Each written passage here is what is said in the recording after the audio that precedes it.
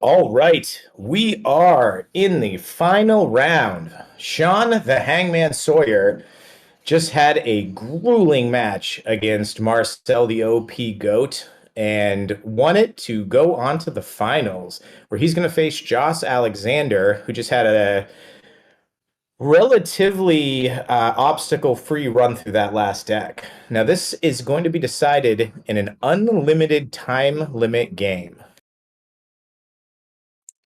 Yeah, Joe, this is going to be great. I'm looking forward to bringing this home with you. See if Shawn can repeat. That's very difficult to do. Very competitive group. 29 solid players here today. But Shawn's still running with it. And Josh is, I'm sure, due for a big tournament win like this too. So Yes. either of these guys are deserving. Yeah, Everything's set. absolutely. And No I time think, needed. sorry, go ahead, Ronald. You're already talking mad shit about both of you. Okay. That's our tech, Ronald, that doesn't realize his mic is on as he's saying this, but he's not wrong. Okay, have fun, guys. I'll mute myself. All right, here we go. Do we see who's going first here, Joe? I don't remember who the higher seed is. I think it's Shawn, but we'll find out pretty fast on that one. They were all 5 and 2, so Shawn was the fifth seed. It was just a question of where Josh ended up. looks like Josh was the 7 seed, so probably the Hangman's going first Yeah, in this one. Shawn will go first. Shawn was the fifth seed for sure. Confirmed he's going for.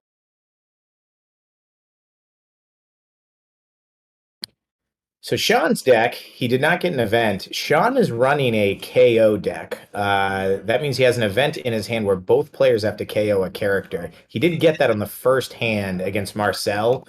Definitely was a huge contributor to how he was able to take the go out.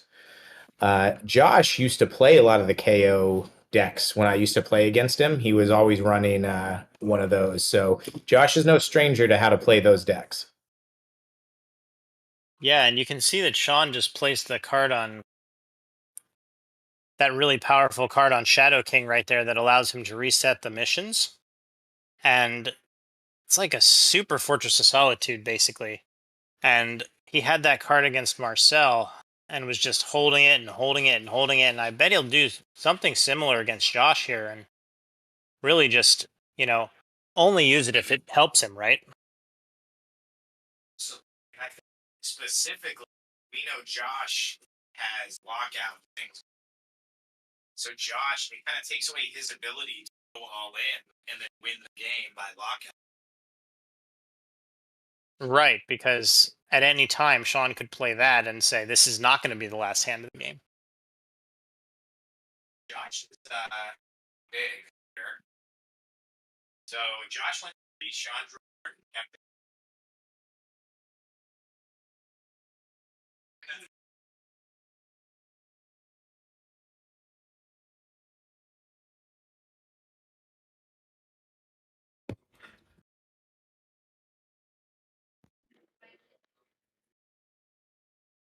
All right, it looks like Josh went a little aggressive on the venture, so Shawn's deciding what to do.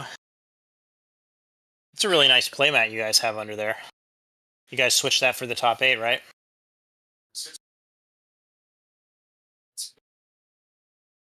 8 horsepower reset. Yeah, those holographic 8 strength. That's the 8 strength, right? Yeah, really nice.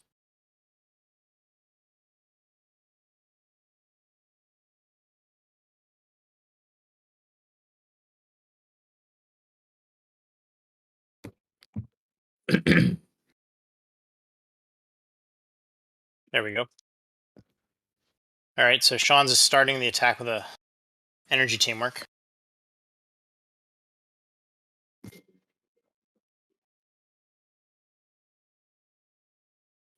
It'll be interesting to see how these guys play each other because I think both of their decks want a bully.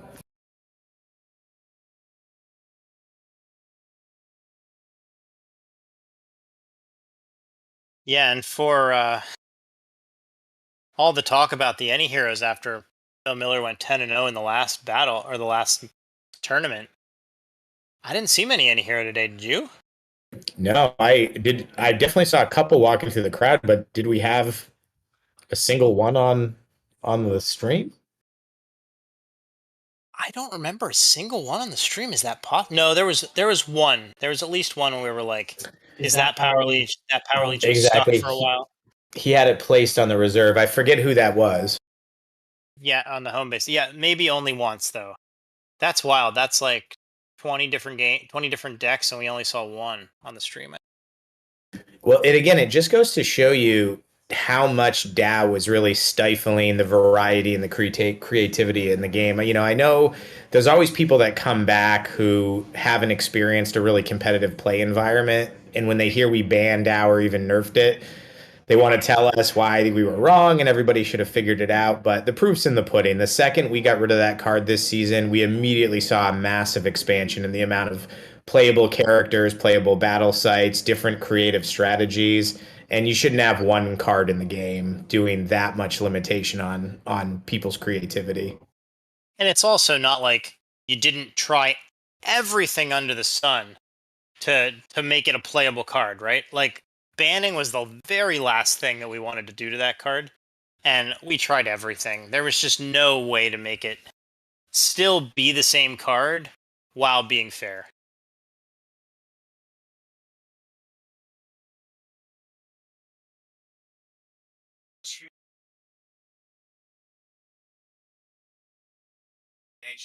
If it did what games got in like Shawn, Josh,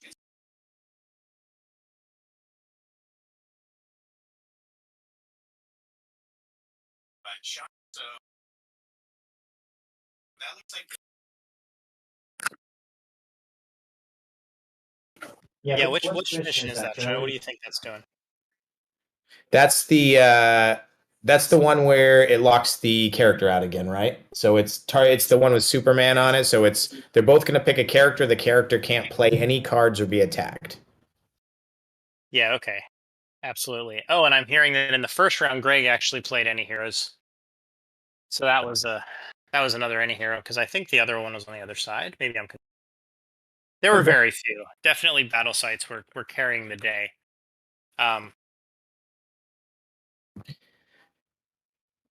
Josh is deep in thought.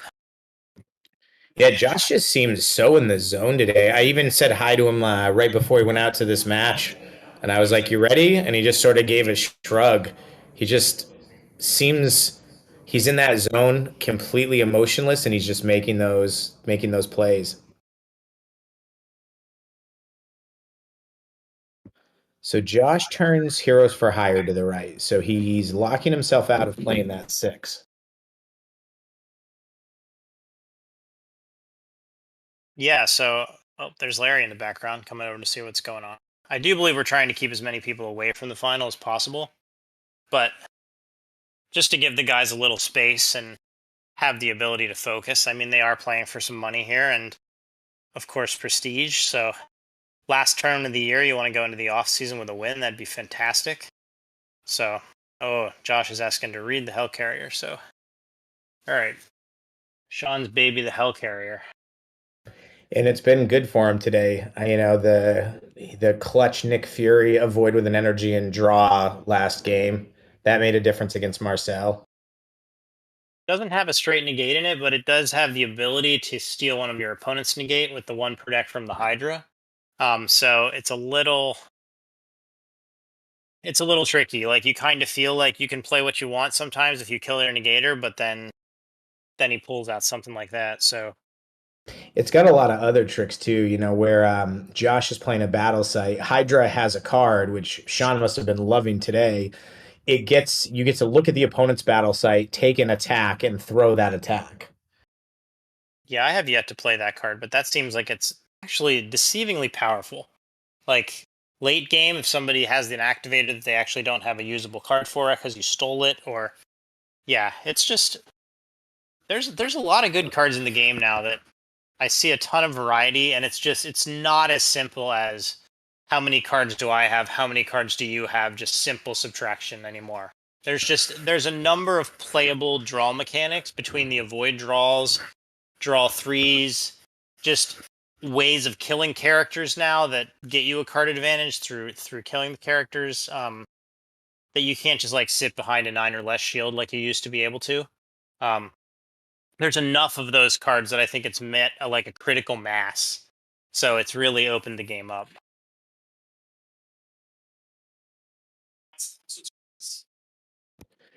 Yeah, I couldn't agree more. That's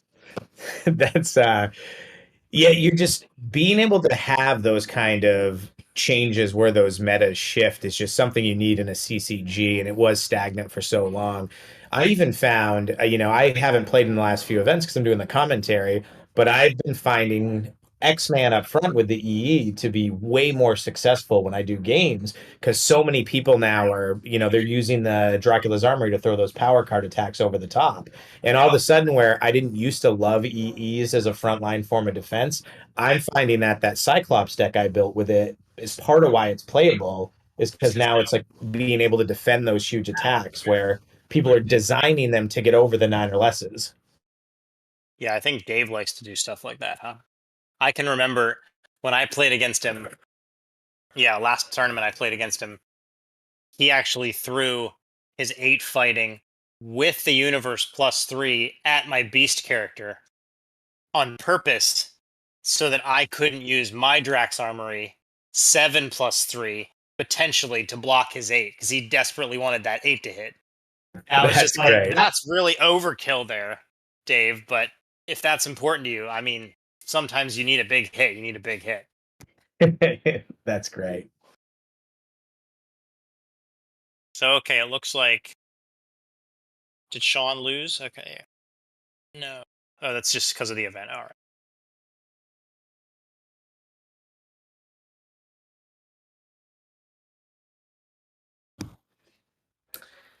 So Josh is reading a card here. So X Babies isn't dead, right? It's still just flipped from Shawn's event. Oh, that's the card we're talking about. So Shawn's going to try to get the attack from his battle site. Josh is going to decide if he's going to negate that or not. I believe that's called We Are Everywhere. Everything we did with Hydra, it's grabbing stuff from your opponent. It's supposed to mimic that they add spies everywhere. Okay. So the theme is like they've got a spy in the battle site. They're able to go in and get something out of your dead pile, like one of your agents is betraying you. Yeah, you guys have always been like much more keen on making the players true to like the comic book character that they are.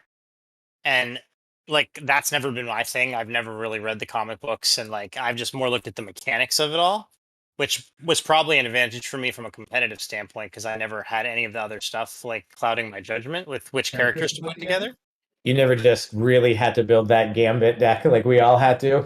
No, right? Like that means yeah, exactly. I mean, I like the artwork, but from a gameplay Hold on. standpoint, Not to jump back in. Shawn is playing the Venture Reset, it looks like. okay. Oh, Josh. Josh looks upset. Josh looks upset. I'm sorry, Josh. I can't hear what Josh is saying, but I feel like I can hear his voice from the other side of the room on that one. He's very frustrated. I mean, he had to have known what that card did. Do you think he's frustrated with himself? He might be because he just used the negate off his site for something.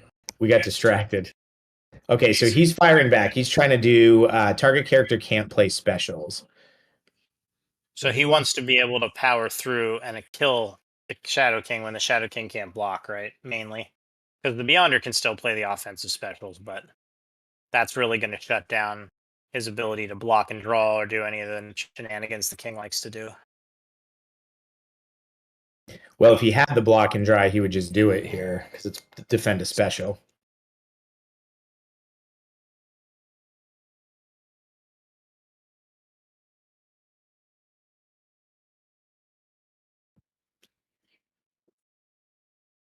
So it sounds like what Josh was saying is that's on me when that he missed that reset was there. That's on. Oh, okay. Gotcha.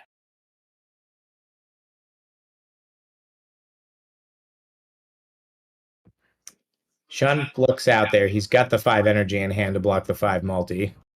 I think what we might see Shawn do is chuck that 6 intellect drop 2 and just try to force Josh to lose the cards in his hand. Shawn's making some great faces over here. Shawn's holding on to a Street Prophet and the 6 Shadow King card. So, oh, is he going to offensively remove that? He can. Interesting. So Josh has got a card in hand. Shawn's got that 6. I feel like, yeah, I was going to say, I feel like that's a bit of a risky play. Josh is going to fire back with what's most likely a kill shot against Shadow King, a 7 intellect. Yeah, it's going to be tough for him to block. Unless he just doesn't. Maybe Josh is running the 7 on one of the other characters. Looks like he's going to throw the 4, not for the kill. Yeah. There's already an energy hit under there, right, Joe? Yeah, it's an energy ally that's underneath there. Shawn's running away. Josh must have drawn that 11. Which wouldn't have been playable, right? When did he draw it? It would have been if he had the 3 at one point. Yeah, okay, the Fairchild again. Yeah, this is sounding very familiar. Well, that's clearly his strategy with that event too. Yeah, because it doesn't hurt him nearly as much as it hurts his opponent because he still gets to be able to play the special cards a lot of the time. I bet what happened is Shawn, I think we might have looked away. I'm betting Shawn negated the 3 and trapped the 11 in his hand. Would make sense. A lot of times that'll be a card that hurts Shawn. Shawn has. That's going to be a card that hurts. Could hurt Shawn a lot. Shawn plays a lot of teamworks, and none of them are strength. That event shuts down all teamworks that are not strength teamworks. Yeah, let's see if we can see some of the cards in their hands here. All right, so we've got a negate place for Josh. Shawn's definitely got the 7 intellect power card there, the Jason Wynn art from Spawn. Josh does a pretty good job of protecting his hand over here, even sitting on the good side for us.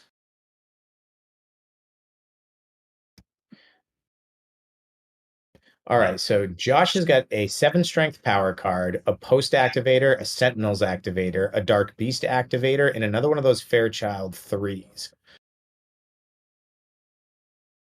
He's definitely got some heat. Shawn is sitting on a 7 intellect power card, a 4 multi for X-Man, a Red Skull activator. He's got another I think he's got a 5 intellect power card, and then I think he's just got a low fighting. I can't make out the value of the fighting. Oh, actually, I think it was the ally that he just placed that I was seeing. All right, so these guys are really building up on their placing after last battle where they pretty much cleared out. Shawn places his 5 intellect. Unfortunately, he didn't end up with any power cards that could fuel that teamwork. I think these guys are both working with like 8 cards right now, so it should be pretty even. Shawn can't throw the teamwork, but if he had a low power card, he could at least like prep it for next battle. Shawn just goes 1 and runs. He's gonna drop his he didn't place the 7. That's interesting to me. Maybe he just didn't want to risk it. Wanted to be able to block multiple people with it or something. Yeah, I don't know. I guess, well, that's what happened. Shadow King is where he really needs it for defense, and Shadow King had a 5 placed on him already, right? He placed that 5 that hand, so Does he play 1 less 5 than he plays 7s? I'm not sure. I oftentimes play 2 5s and 3 7s. So I'll end up placing the card that I have 2 of. He also might want to just keep it as a surprise that Josh might like think that he's going to be able to kill him, and then Shawn still has the 7. So because Josh does have the JW that he plays through the Fairchild card, and it's very tricky because then if he doesn't think Shawn has a 7 power card, he might think he's going to be able to kill with it. I don't know. I can see your point of just placing the best one and making sure you have it, but Yeah, but sometimes you're right though. If like he's worried he doesn't have any defense on one of the other characters. So there was a decent amount of discarding there. Shawn had what looks like a dupe 4 multi for X-Man, a dupe 5 multi, and then I didn't see how many, but Josh dropped at least 3. He dropped a Sentinels, he dropped an 8 strength, and he dropped something else. we'll see how it shakes out. It looks like Shawn has another one of those, the 6 intellect attacks for the king that makes you drop 2, right? Josh is just still coming at Shawn. Even after resetting the venture, he's still in a pretty solid venture lead already. Shawn bets 2. Josh just went 1 and run. That'll make it a little closer. Yeah, Shawn had everything. He had all 3 specials that he plays for Shadow King, the 6, the 0 that you need a 5, the avoid a special and draw. I gotta say on this one, I think Shawn needs to be a little bit more in the placing game. I think he's letting Josh get a little too far ahead. Yeah, Beyonder decks, especially ones with X babies, do have a little bit more trouble with that. I doubt Shawn has too many universe cards that he can place to X babies. I guess he has that 5/3 fighting that he had, right? Yeah. But still, babies, you don't really want a power card on him sometimes. Like, No, that was a rough one for Shawn. Shawn just dropped a 4, a Hydra activator, and another dupe, I think maybe of his 3. so what are the best cards in Josh's graveyard here that Shawn could steal with that Hydra activator? I mean, I saw that 11 fighting go down. I mean, I gotta be honest. I think if I'm in Shawn's shoes, if I can paint the right color on a guy that he's not expecting, like the Reavers, I'm gonna go get that JW and try to just sneak a kill through. Yeah, he might be able to pull that off. He doesn't really have many hits though at this point. I mean, Heroes has an 8 power card place, so you'd almost have to have Heroes play for. Whoa, did Josh just go for the win? I think Josh just went for the win. Josh just ventured 4 or 4 for 5. the win. I think it's 4. Wow. Here we Shawn go. kept both of his cards. All right, now he's going to try to get the cards off Shadow King as fast as he can before that JW comes through, because he knows he can't stop Heroes for Hire from killing Shadow King, right? It's impossible to stop that 8 after the JW. Yeah, now it's super interesting. Oh, he uses the 8. I guess he has the 7. Maybe That's the 6 White Tiger place to him. okay, but it might still come through Fairchild. I mean, Josh has a whole handful of cards. Oh, I know. I'm just saying I don't know if he has the JW. Sure. Yeah, if he doesn't have the JW, it certainly makes more sense. But there is a 7 strength place to Fairchild, so if he does have it, he's probably still gonna get him unless Shawn's got a 7 that's playable by the king. Man, it's such an interesting question on what should Shawn get out of that dead pile based on what he's seen. Yeah, I mean, Josh saw that he discarded the Hydra activator and just ventured for the win straight into it. So Josh has to be feeling real good about his hand. Well, I think one of the things Josh doesn't use any of the Masters of Evil cards, so he also just might not have a clue. He had to read the other Hydra card. He may not even know what the one protect does. That's true. He actually might have no idea that one protect's coming. Boy, would that be a way to lose. That would be rough. Yeah, I mean, Shawn could also just go for one of the lockouts that he punched through already, too. That's true. Yeah, if it's not a JW type of attack against... Ooh, okay, so that's White Tiger, the 6 fighting discard 2 if it lands, going against the babies, which certainly can't block it with a power card, so that's gonna... He's going to He's going to use the full avoid, I think. Okay. So, all right. I'd like to see. I'd like to see Shawn pull this out so that we have the game continue, But at the same time, like it would be nice to win for Josh. So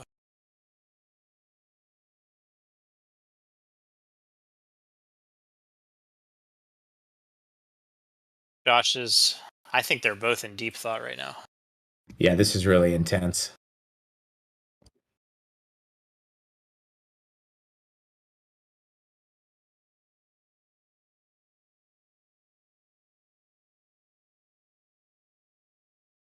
Shawn's legs going crazy.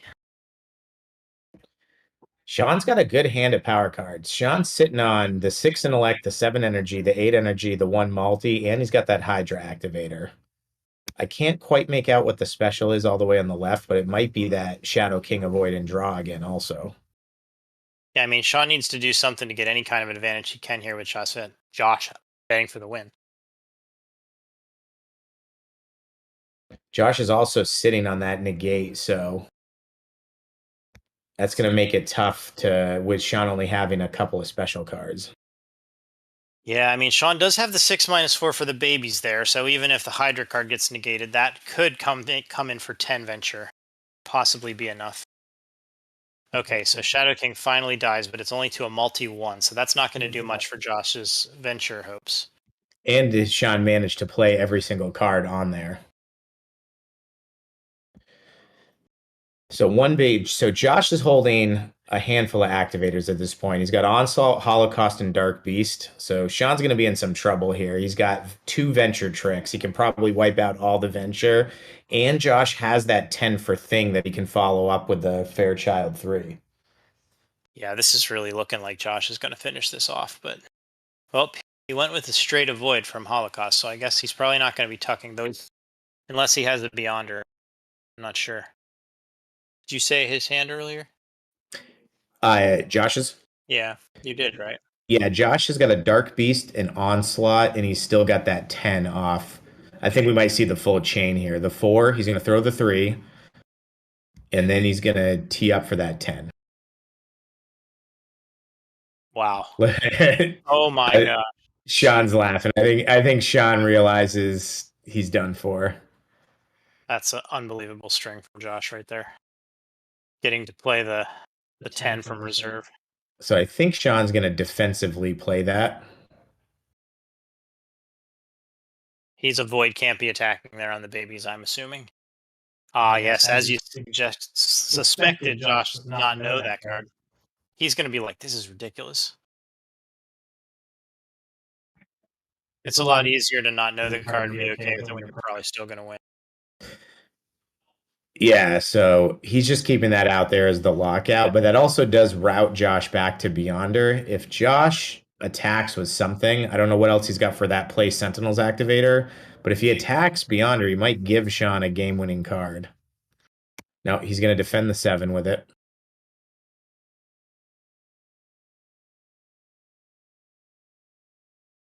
Yeah, I mean, he will be able to kill and take away those 2 hits with Onslaught at the end here. Off of Fairchild. First, he's got to play the 7.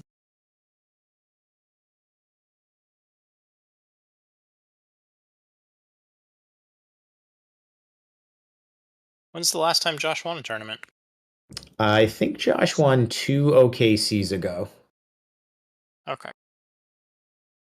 So this is Shawn Shawn has I think about an 18-month-old baby at this point. So he's only made one other event this year, Canada. So basically he won this last year, played Canada, and then is in the finals of it again this year. Yeah, Shawn's really doing well in Boston tournaments right now. It is nice to be sleeping in your own bed. I'll tell you that though. That Yeah, does that help. definitely helps. And just to not have to get tired from the travel too. Yeah. Yeah, I mean, like the Canadians, I think Marcel drove 10 hours to get here almost, then 2 more last night. I'm gonna drive a few hours to my house. Like, it's just so much driving. My cousin's about the same amount. So Shawn snuck the kill out, got the 8 to hit.